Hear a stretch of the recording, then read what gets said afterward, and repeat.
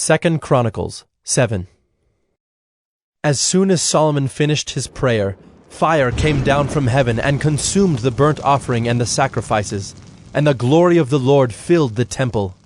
And the priests could not enter the house of the Lord, because the glory of the Lord filled the Lord's house. When all the people of Israel saw the fire come down and the glory of the Lord on the temple, they bowed down with their faces to the ground on the pavement, and worshipped and gave thanks to the Lord, saying, For he is good, for his steadfast love endures forever.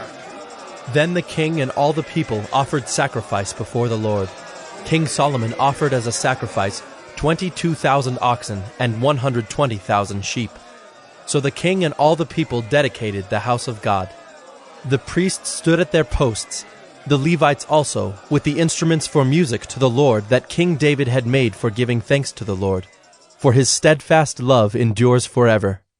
Whenever David offered praises by their ministry, opposite them the priests sounded trumpets, and all Israel stood. And Solomon consecrated the middle of the court that was before the house of the Lord, for there he offered the burnt offering and the fat of the peace offerings, because the bronze altar Solomon had made could not hold the burnt offering and the grain offering and the fat. At that time Solomon held the feast for 7 days, and all Israel with him, a very great assembly, from Lebo Hamath to the brook of Egypt. And on the 8th day they held a solemn assembly, for they had kept the dedication of the altar 7 days, and the feast 7 days. On the 23rd day of the 7th month he sent the people away to their homes, joyful and glad of heart for the prosperity that the Lord had granted to David and to Solomon and to Israel his people.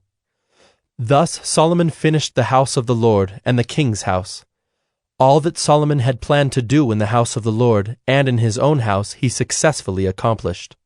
Then the Lord appeared to Solomon in the night and said to him, I have heard your prayer and have chosen this place for myself as a house of sacrifice.